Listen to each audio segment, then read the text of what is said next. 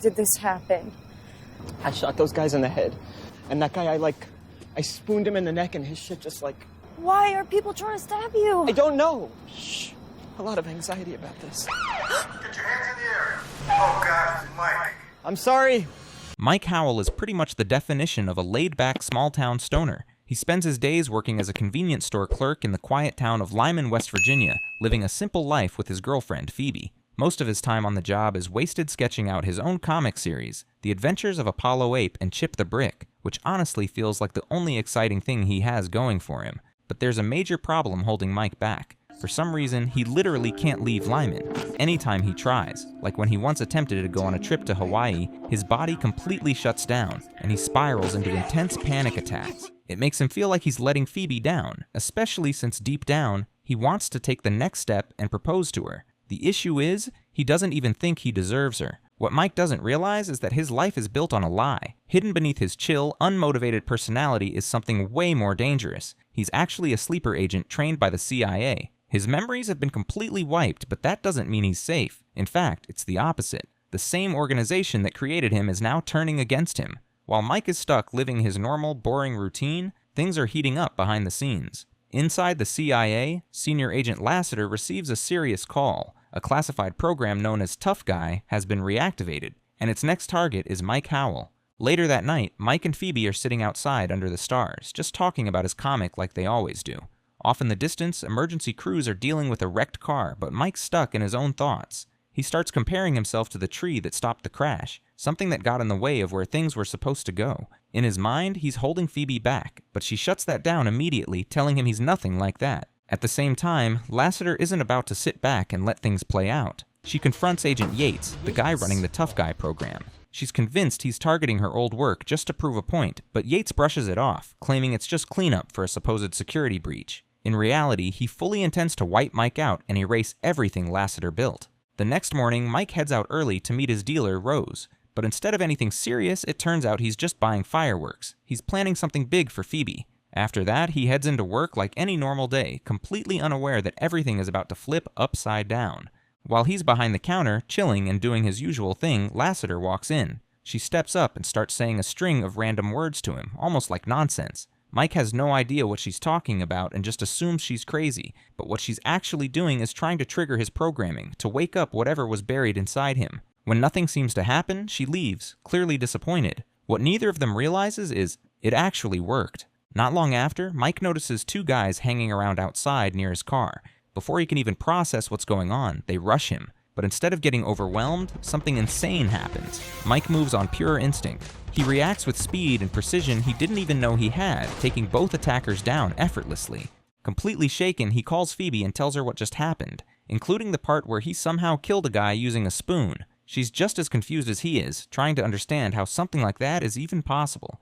Before they can figure anything out, the sheriff pulls up. Meanwhile, Yates gets word that his men were taken out, and he's furious. The fact that Mike handled them so easily confirms his suspicion. Lassiter must have activated him. Knowing she's still in town, Yates orders a full lockdown. He has Air Force Commander Otis seal off Lyman completely and track her down. As for Mike, he gets arrested. But ironically, that might be the safest place for him right now, because the real threat is just getting started. Back at the station, Mike is completely overwhelmed, trying to explain what happened at the store, but nothing coming out of his mouth even sounds believable. He's stumbling over every word, while Phoebe is more focused on something else entirely.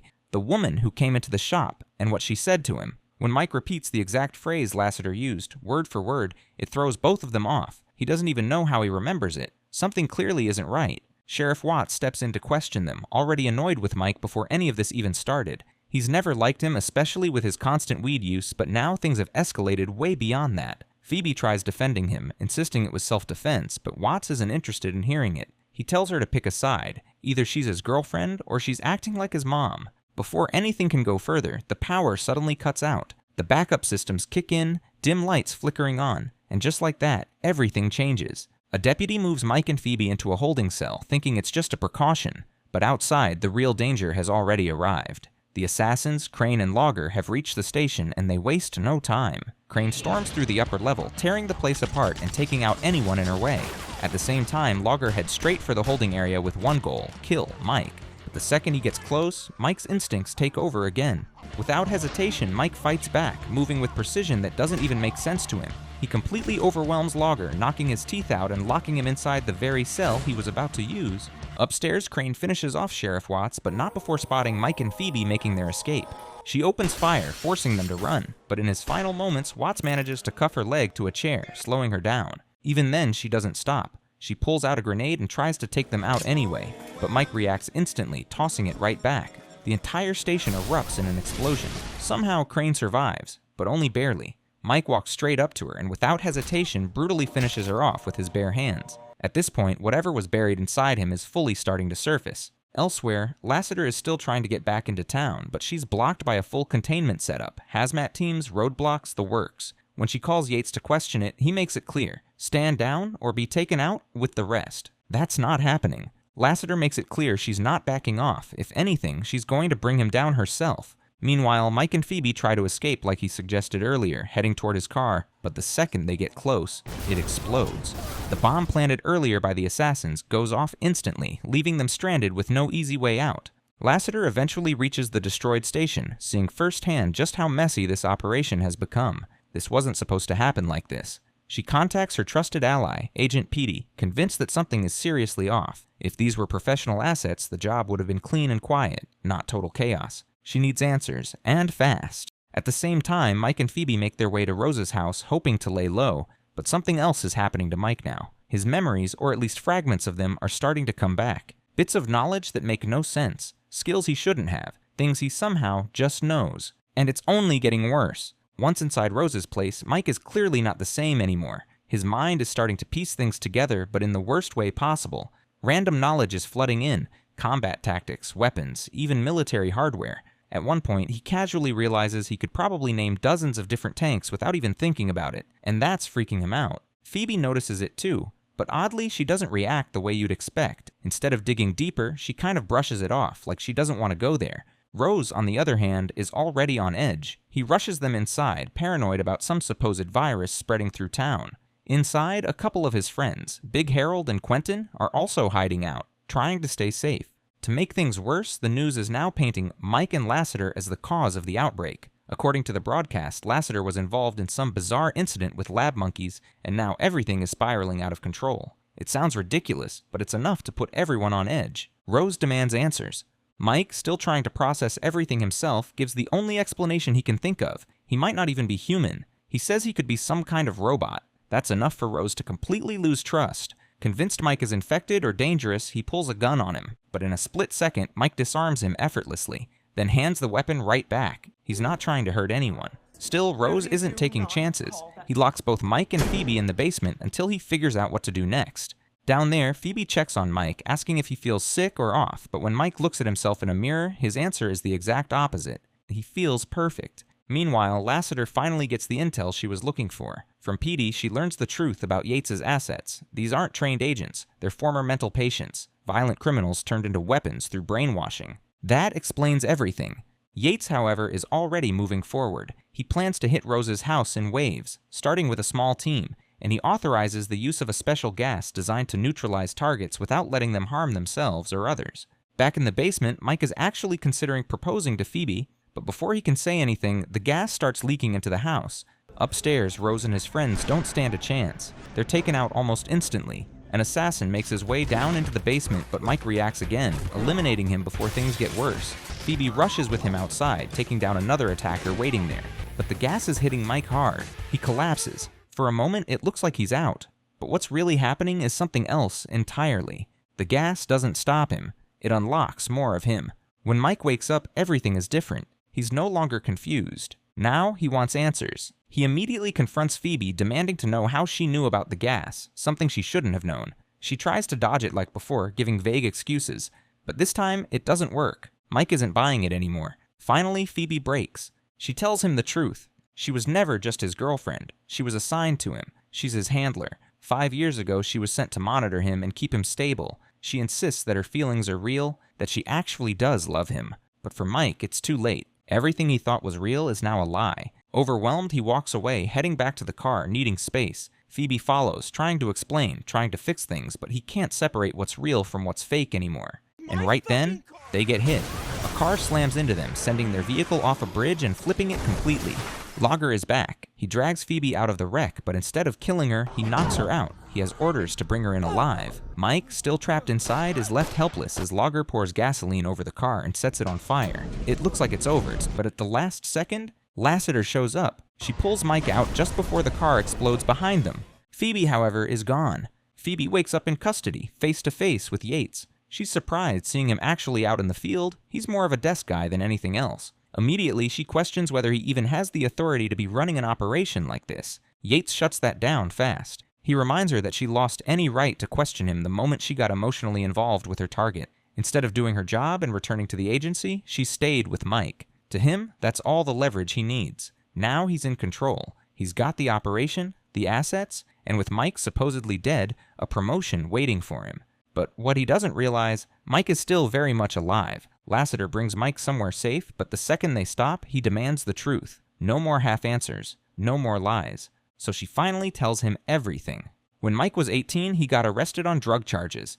At that same time, Lassiter was recruiting for a classified program called Wiseman. Mike volunteered. Out of everyone they tested, he was the only one who actually worked. The problem? It came at a cost. The programming they put in his head started driving him insane. It wasn't stable. So Lassiter shut the entire program down. She gave everyone new identities, new lives, including Mike. That normal life he's been living? It was all manufactured. Even his fears, the reason he can't leave town, the panic attacks, that was all built into him as a safeguard, a way to keep him contained. To Mike, it all comes down to one thing. The CIA completely messed with his mind, then dumped him into a fake life with a fake relationship. Before he can even process that, they're spotted. Someone nearby recognizes them and calls it in. Yates gets the location immediately, and he's furious. Without hesitation, he orders a drone strike. Phoebe, realizing just how far he's willing to go, tries to escape, but she's quickly caught again. At this point, she knows Mike come back for her, even if it's a terrible idea. And that's exactly what he does.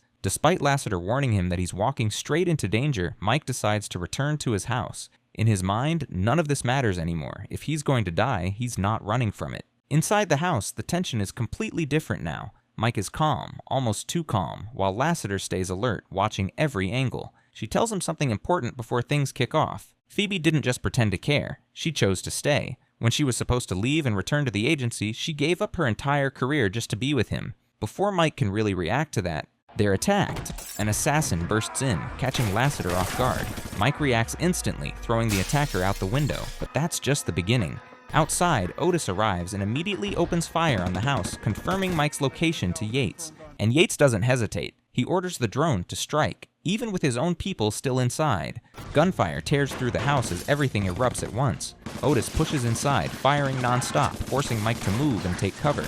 Another assassin, Beetle, tries to corner him, but Lassiter steps in and blasts him with a shotgun before he can finish the job. Overhead, the drone is seconds away from striking. Yates gives the order to fire, but there's one problem. Petey, the one responsible for confirming the strike, freezes. He can't bring himself to do it. At the last possible moment, his hesitation causes the drone to miss its window entirely, flying right past without launching the attack. Inside, Mike is still pinned down under heavy fire, but then, in a split-second decision, he does something insane. He ricochets a bullet off a frying pan, redirecting the shot and taking Otis out instantly. With the strike failed and the situation spiraling, Petey knows he's in serious trouble, so he makes a bold move. He contacts Yates' superior, Agent Kruger, and confesses everything that's been happening. As Kruger mobilizes toward Lyman, Yates watches his entire operation start falling apart. His team is being pulled, his authority stripped away. It's all collapsing. Desperate, he makes one last move. He calls Mike directly. Mike tells him to give up, that it's over, but Yates isn't ready to let go. Instead, he reveals that Phoebe is still alive. If Mike wants to see her again, he'll have to come get her. He lets Phoebe speak. Through everything, she admits the truth. She's been the one holding him back this entire time. The tree he talked about earlier, that was her. But even after all the lies, she still genuinely loves him. That's all Mike needs to hear, that he's coming for her. Yates activates every remaining asset, 17 killers, all ready to take Mike down. He warns them to stay alert, expecting Mike to sneak in quietly. But Mike does the exact opposite. He makes the loudest entrance possible. Using the fireworks he bought earlier, he launches them straight from an armored truck, turning the entire area into chaos. While everyone is distracted, he storms the location. Yates grabs Phoebe and retreats into a convenience store with the remaining men. But Mike crashes right in after them, literally driving straight through the building. Over the intercom, he calls out to Phoebe, reassuring her that he's there, that he's coming for her. Then the real fight begins. Mike is completely surrounded, but he keeps moving, using anything he can find as a weapon. Every shelf, every object, it all becomes part of the fight. Even after getting stabbed, he doesn't slow down. Phoebe begs Yates to stop, to just let it end, but he refuses to listen. Mike pushes forward, taking hit after hit. At one point, a bullet grazes his head, but instead of stopping him, it only seems to push him further. One by one, he takes them all down, until only Lager is left. Yates drags Phoebe into the back room, ordering Lager to finish Mike, but Phoebe fights back, buying time as she manages to free herself and go after Yates. Meanwhile, Lager tracks Mike down. Instead of attacking right away, he talks. He tells Mike they're the same, both victims of what the CIA did to them. Controlled, manipulated, turned into weapons with no real choice in the matter. The two clash anyway, brutally injuring each other.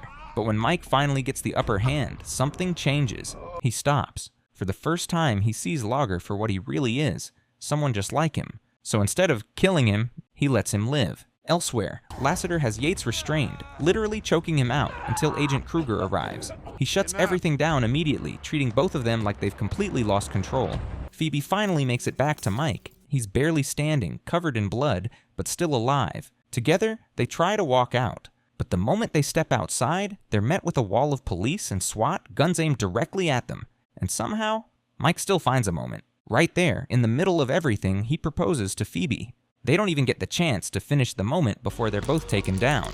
Afterward, everything gets cleaned up. The PD is arrested. Yates and Lassiter are brought before Kruger, who makes it clear that someone is going to answer for what happened. Yates tries to justify himself, saying if things had worked, he'd be praised instead of punished, but it didn't. Kruger shoots him on the spot. Lassiter expects to be next, but instead, Kruger reveals something unexpected. He was her inside source the entire time. He warned her, but now she's created something dangerous. Mike is fully active again, and that's not something they can ignore. Lassiter argues that it's actually a win. One Wiseman asset just wiped out 17 tough guy operatives. That makes Mike the most successful subject they've had in decades.